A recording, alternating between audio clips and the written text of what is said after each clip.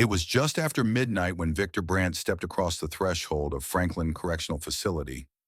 The world outside, the life he knew, ceased to exist. He wasn't escorted. He was delivered. Two guards, impassive and silent, lead him past rows of glaring eyes. Inmates whisper, jeer, and size him up like fresh meat. He'd been called many things: tech giant, criminal mastermind, framed genius. But in here, he was just inmate number 39,741. And yet, it wasn't fear that haunted Victor as he was shoved into that 6 by 9 cell. It was the feeling that something or someone was already waiting for him. An inscription carved into the wall above the metal cot: "Trust no one, not even yourself." Narrator whispers, what happened next would change everything. Victor Brandt wasn't born rich, but he was born different. By 19, he'd created an AI startup that disrupted 3 major industries. By 32, he was one of the youngest billionaires in the country. He was loved, respected, even envied, but success paints a target, and Victor didn't know who had drawn their bow first. On the charges of fraud, insider conspiracy, and second-degree manslaughter, we find the defendant guilty. The public only saw the headlines: tech mogul murders whistleblower. They didn't see the disappearing evidence, the missing witness, or the sealed files. Victor insisted he was set up, that someone within his company, someone powerful, wanted him buried, not just legally, literally. They didn't just take my freedom, they took my name, and now I'll take it back. Franklin isn't just any prison, it's where they send the men they want forgotten. Victor walks past inmates. Some grin, some spit at the ground, some just watch guard. To Victor, "You're with Block D. Keep your eyes forward, speak when spoken to, trust no one, and pray your cellmate doesn't snore." Cell door creaks open. Victor steps in. The cell is dark. A shadowy figure sits on the top bunk. Cellmate, slowly without turning, "They told me I'd be getting a celebrity." Victor, "You're not impressed." Cellmate, "Impressed? Nah, but I'm curious if you'll still be alive by sunrise." The games had already begun, but Victor wasn't prepared for how fast the rules would change. Later that night, Victor walks to the mess hall. His tray is knocked out of his hands by an inmate with tattoos crawling up his neck. Inmate, mocking, "Oops, my hand slipped, millionaire." Victor, calmly picking up food, "Funny, I was about to say the same thing. When you trip next." The room goes quiet. Another inmate watching from afar takes notice. That moment earned him attention, the wrong kind. In Franklin, pride is poison, and standing tall can get you buried. Scene opens. Victor lying awake in bed. The cell is dark. He stares at the ceiling. Faint water drips. His cellmate snores quietly above.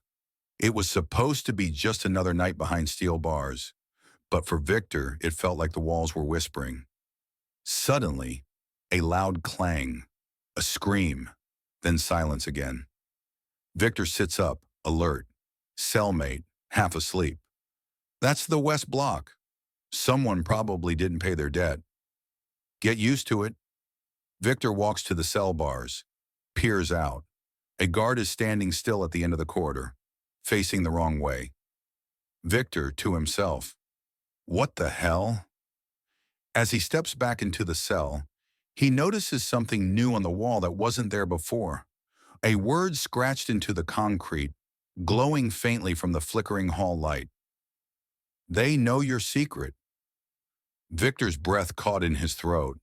He hadn't told anyone what happened the night of the fire. The one thing not even the court knew, but someone inside did. Victor standing in his old company server room, a hard drive in his hand. Flames start behind him. A shadowy figure slips out the back door. He turns to yell, but too late. That memory, buried under trauma. He tried to forget it, but the message on the wall was clear. Suddenly, the light in the hall flickers violently.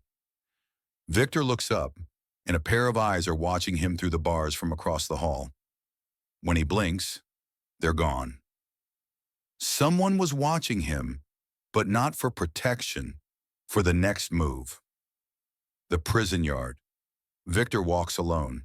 Inmates avoid him. Some glare. A quiet tension builds. Victor needed answers, but in a place where silence keeps you alive, asking the wrong question could be fatal. A man named Rourke, a former white-collar fixer, approaches, limping slightly, face scarred but sharp-eyed.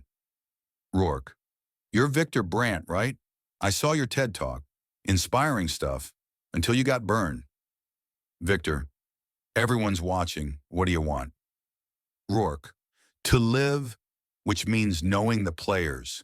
Someone on the outside made sure you got put in this prison. And trust me, that wasn't random. Victor, why here? Rourke, because Franklin is where the system erases people quietly. CEOS judges, political problems. You're not an inmate. You're a message. And the worst part? Victor realized Rourke was right. There were others here like him. Targets, not criminals. Rourke slips Victor a folded note during their handshake. Later in his cell, Victor opens it. A list of names. One circled in red. It's someone Victor knows, his ex-business partner. Victor, no, it can't be him. Not Marcus. The betrayal ran deeper than prison walls, and Victor was running out of time. Showers quiet, steam hisses. Victor walks in cautiously. Suddenly, a figure blocks the exit. It's a prison guard, but not any guard. Lieutenant Harrow, cold, cruel, quiet, the man who had been watching him from the shadows. Harrow, you've been snooping. That's dangerous in here. Victor, so is being framed. And I'm done playing your game. Harrow chuckles. You still think you're in control. You don't get it. You were placed here to disappear. And if you keep pushing, it'll be tonight. Suddenly, Harrow moves forward, too close. But behind Victor, Rourke enters with another inmate. Rourke, he's not alone anymore, Harrow. Things are changing. A tense standoff. Harrow eyes them, calculating, then walks away slowly, leaving only a chilling warning. Harrow, there are worse things than death in Franklin, and some are just beginning to wake up. Nighttime. Victor stands by the window of his cell. The prison lights flicker again. He reads over the names Rourke gave him. The conspiracy was bigger than he feared. He wasn't the only victim, and the only way out was to expose everything from inside. Suddenly, a buzzer sounds, an emergency lockdown. Sirens wail. Victor's cell door bursts open. A new inmate is pushed inside. He turns around slowly. It's Marcus, his former partner. Marcus whispers, Victor, I had no choice. Victor steps back. His face is a storm of shock, rage, and realization. The man who betrayed him was now trapped in the same cage. But this time, Victor wouldn't go down alone. What happens when the man you trusted most becomes your cellmate? When revenge and redemption collide behind iron bars? Subscribe now, because next time, we uncover the truth behind Marcus's betrayal and the secret that could shatter the entire system.